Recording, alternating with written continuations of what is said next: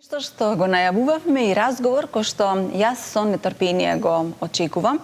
Именно светската јавност го следеше оној случај кога астронаути требаше да престојуваат во Вселената само 8 дена, меѓутоа се испостави да престојуваат цели 9 месеци. Станува збор за астронаутите на НАСА, Сани Вилијамс и Буч Вилмор. Меѓутоа, тоа што се случи изгледа не беше доволна лекција за богатите и за славните, па така на 14 април.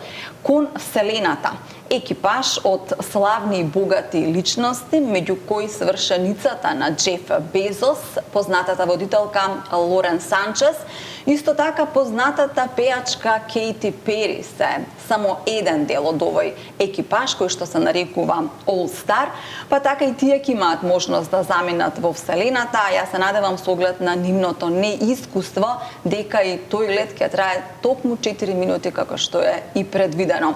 Инаку колку е способен човекот да поминува време во Вселената, дознаваме од професор доктор Олгица Кузмановска од Институтот за физика при ПМФ. Добро утро и добре ми дојдовте. Благодарам за поканата. Благодарам и јас што дојдовте. Навистина е реткост да имаме еден научник од овој калибар во ЈСАК Македонија и затоа многу се радувам што и така дознаеме како изгледа тој вселенски простор. На самиот почеток јас го кажав овој случај кој што таква помпа имаше, јас не знам веќе кој не знае за овие двајца астронаути. Кажете ни како вие како научник го следевте овој, па за нас обичните граѓани, феномен? Па прво и основно престојот на Вилијамс и Вилмор на меѓународната вселенска станица беше непредвидено долг, но не беше рекордно долг. Некои други астронаути поминале и подолго време во Вселената, така, например, некои држат рекорди од повеќе од година дена. Во таа смисла, значи, она што беше непредвидено е дека планот за престој на двајцата овие астронаути што ги споменавте беше 1 до 2 недели, но престојот се одолжи на 9 месеци од безбедносни причини. Едноставно имало технички проблеми на леталото кое што требало да ги врати назад кон земјата, па од безбедносни причини еве било одлучено тие да останат подолго на меѓународната вселенска станица. Инаку, Американската вселенска агенција НАСА обрнува посебно внимание на безбедноста на човечкиот екипаж во Вселената, нели, при тие вселенски летови, така што и најмали проблеми се земаат прилично сериозно, па поради тоа еве е направена проценка дека побезбедно било тие да останат и подолго на меѓународната вселенска станица, отколку да има ризик при нивното враќање. Еве да кажам, астронаутите се инаку не се тоа научници пред се, туку се воени лица, пилоти. Тие поминуваат екстремно строга селекција пред да летаат во Вселената, поминуваат најразлични обуки со цел да се спремат, да едноставно ги поминат тие поинакви услови во Вселената и секако се психички и физички потполно стабилни луѓе, па видовме еве дека престојот добро заврши на крајот, нели, се вратија назад сосема безбедно. Значи тоа е основната причина зошто стана подолго, нели, на меѓународната вселенска станица. Професорке, може ли да ни објасните еве како изгледа Вселената? За каков простор станува збор? Па, вселенскиот простор е пред се празен простор. Тоа е незамисливо огромен простор, секако има планети, има звезди, стотици милиарди звезди понатаму чинат галаксии, има и стотици милиарди галаксии, но главно е дека помеѓу сите овие тела, всушност имаме празен простор, односно вакуум. Многу малку материја. Она што има е еден посебен вид на материја кој го нарекуваме електромагнетно зрачење.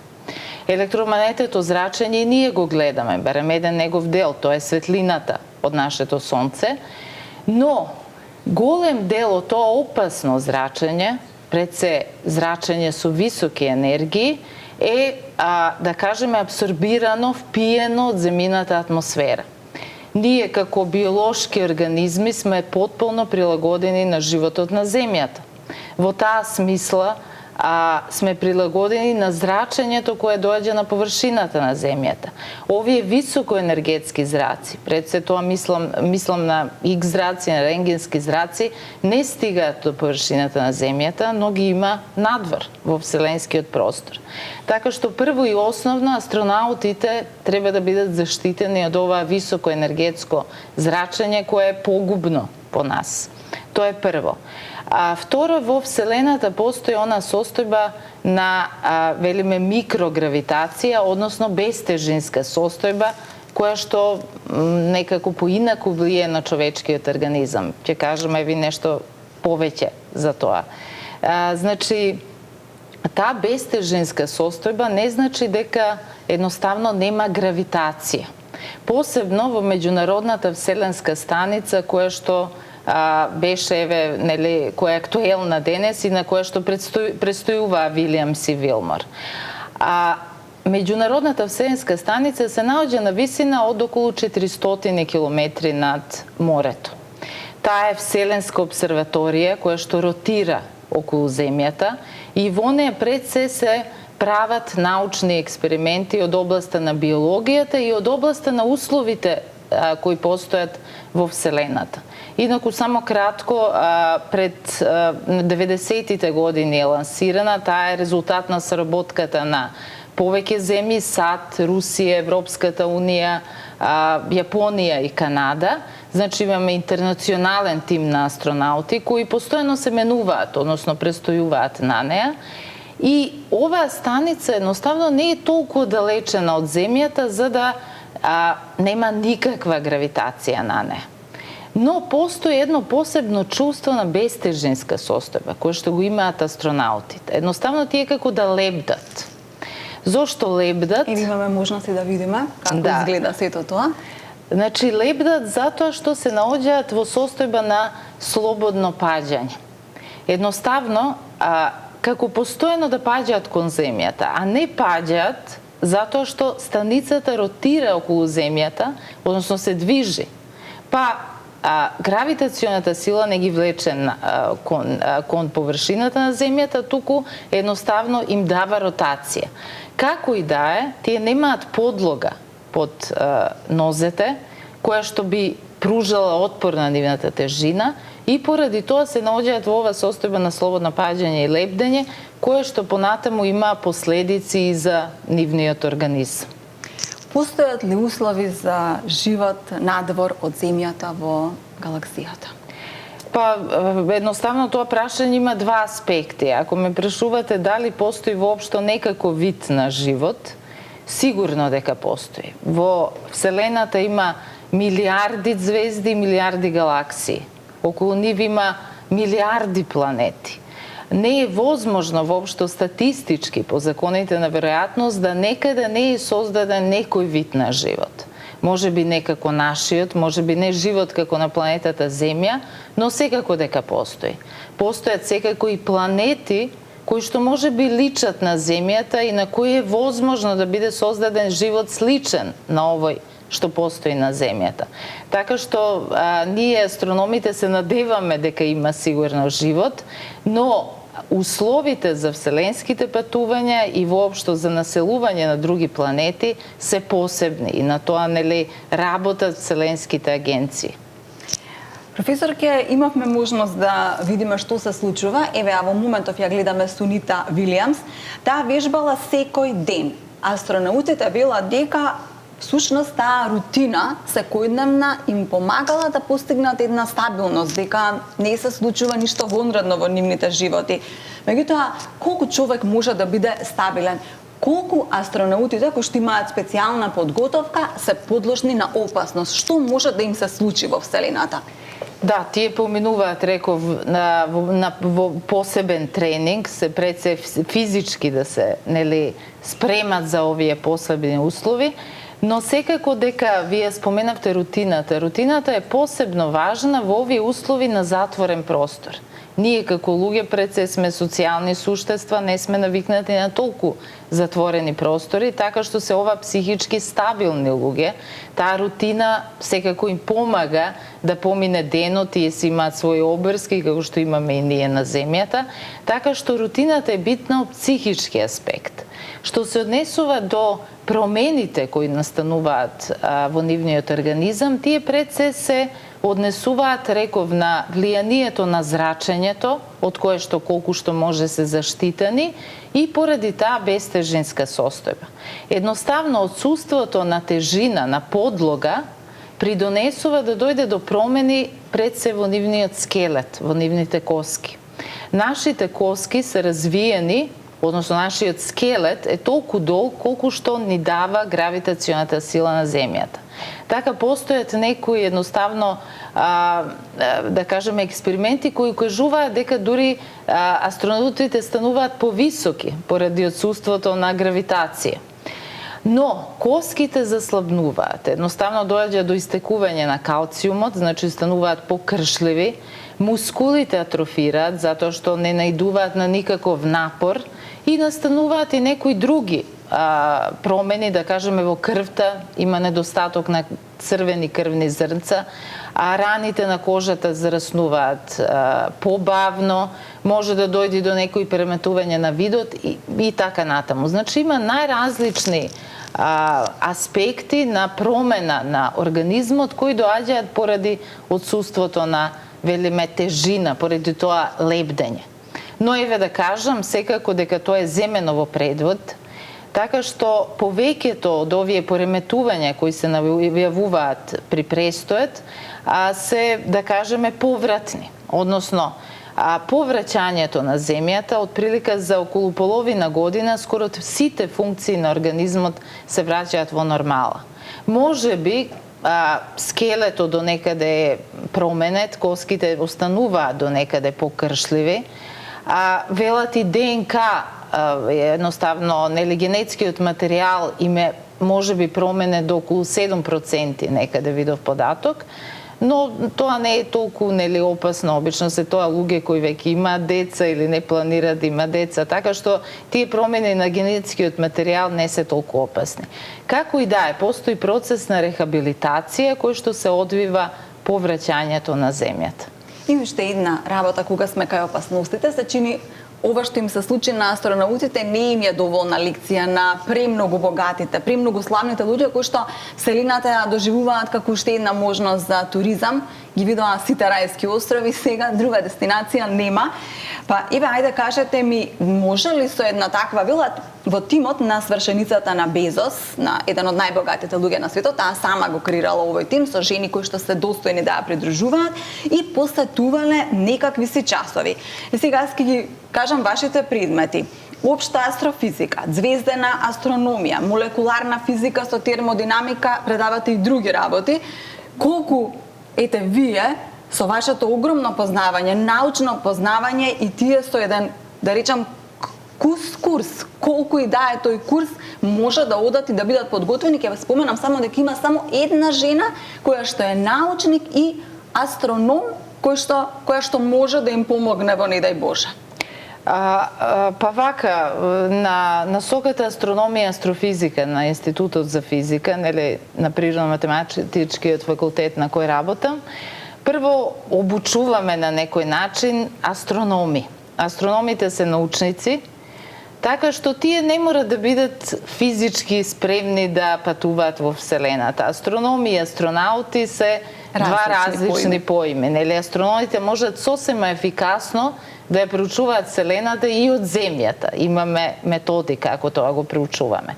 Астронаутите, како што реков, се пред се пилоти, воени лица кои имаат и високо образование од одредени области со цел, нели, да вршат некои експерименти, некои практични експерименти на Вселенската станица. Така што пред се има тука разлика. Ние секако не обучуваме астронаути. Тоа е посебна обука. Што се однесува до ова првото што го рековте, нели, ова желба на одредени, би кажала, приватни лица да патуваат во Вселената, тоа е резултат на еден тренд кој денеска постои. ајде да го кажам, вселенски туризам. Едноставно сведоци сме, нели, на популарноста, па не на многу богати, туку дури и бизарно богати луѓе, кои што веќе немаат на што да ги трошат своите материјални богатства во тој материјален аспект, па бараат нови искуства. Така што веројатно е тоа резултат на нивната желба за нови искуства. Секако тие престои се кратки, предпоставувам на нивен ризик, секако тоа е, нели, едноставно самите го преземаат ризикот, но пред се тоа е краток, многу краток престој. Сега, вселенскиот туризам го, да кажеме, актуализираат и овие државни агенции, како НАЦА, како Европската агенција вселенска, но пред се затоа што со тоа добиваат средства за, нели, понатаму за своите астрономски истражувања. Едноставно сите астрономски агенции имаат недостатоци на финансиски средства. Астрономијата не е профитабилна наука. Тоа е едноставно резултат на стремежот на човекот да го запознае светот околу себе, па и вселената. Така што астрономијата бара некои посебни, да кажеме, по-просветителски и продуховени времења со цел државата да ги финансира овие истражувања. Предпоставувам, тоа не се вакви времења, последни такви времења беа во 70-тите години од минатиот век, кога астрономските истражувања навистина беа битни и вселенските летови. Така што поради овој недостаток на средства, се, нели, развива тој вселенски туризам. И секако постојат тие приватни вселенски агенции, нели, кои припаѓаат на одредени богати луѓе, да не ги кажувам кои што имаат желба да развиваат, нели, своји вселенски летови, што со, да кажам, променлив резултат. Тие пред се немаат научен капацитет, тие агенции, како што имаат државните агенции, кои имаат долга традиција. Според мене, може би било подобро тие луѓе да ги донираат парите на овие агенции кои веќе, нели, можат со нив да прават многу по-продуктивни истражувања. Споминавте дека државата би требало да биде таа која што би финансирала вакви работи. Докаде е нашата држава во овој поглед? Па јас сум среќна што на Институтот за физика постои насоката астрономија и астрофизика. Постојат и други насоки кои што се исто интересни, да ги споменам. Теориска физика, применета физика, метеорологија, имаме медицинска физика, наставна физика. И се тоа интересни области кои што може да ги проучуваат младите луѓе. Како што реков, среќна сум што имаме насока каде што може да се обучуваат професионални астрономи, научници, затоа што до пред 20 години, да кажам, астрономијата кај нас беше само развиена на едно аматерско ниво, беше некој вид хоби, да кажеме, а таа екзактна, сериозна наука која бара познавање од математиката, од физиката, едноставно бара сериозен ангажман и обично од неја произлегува, нели, занимавање со наука, со истражување. Така во таа смисла, тоа е добро, се надевам насоката ќе опстане. Што се однесува до обсерватории, немаме астрономска обсерваторија, тоа било поголем недостаток во минатото, може би не толку сега, затоа што светот е глобален, ние астрономите од различни земји комуницираме, а и податоците на големите вселенски телескопи се достапни за обработка. Едноставно, после година дена, секој може да ги користи, ако знае што да прави со нив, да ги, нели, понатаму, да кажеме, да ги обработува и од нив да доаѓа до одредени заклучоци. Едноставно, дојде време и тоа е добро што со астрономија може да се занимавате било каде, ако имате добар компјутер. Тоа е оној добар аспект. Има ли студенти, професор? Ке вајде да ги повикаме, видела колку може да биде сивова занимливо, споминавте какви се насоки има на ПМФ, но има ли студенти желни за наука, ваков тип на наука? Па интересот кај младите кога се во средно школа за астрономијата конкретно е доста голем. Тоа е сигурно така. Понатаму тие се определуваат, за жал такво е времето, не знам за жал, но такво е времето, што гледаат да се определат за некои попрофитни струки, кои што ќе им донесат подобар живот и комфорт. Астрономијата не е профитабилна наука, со неја пред се занимаваме од љубов и од љубопитност кон сознание. Но еве се запишуваат по неколку студенти секоја година на нашата насока. Понатаму реков, се бара ангажман голем од нив, затоа се бараат познавања, реков, од математика, од други области на физиката, затоа што едноставно сите тие физички закони се применуваат понатаму за проучување на Вселената. Но имаме студенти, не е да сум до крај незадоволна, што се однесува до другите насоки, ни фалат еве студенти на наставна физика, затоа што ни требаат наставници кои ќе ги прво, кои ќе ги месат по тајните на физиката, обучат, кои да е така, кои ќе ги упатат во основите на физиката за да може да студираат учениците. Значи, во глобала на физика секако може да имаме и повеќе студенти. Би било добро да имаме повеќе студенти. Професор, имаме уште толку многу прашања за Вселената. Јас сакав да ве прашувам тука и за мистерии на астрофизика, но времето не е толку. Јас се надевам во некоја друга прилика, па можеме и ова да го опфатиме. Од многу страни кога кажав дека сте ми гостинка, ми стигна и прашања за црни дупки и така натаму. Нека биде тоа нашата следна тема. Договорено? Добре, благодарам.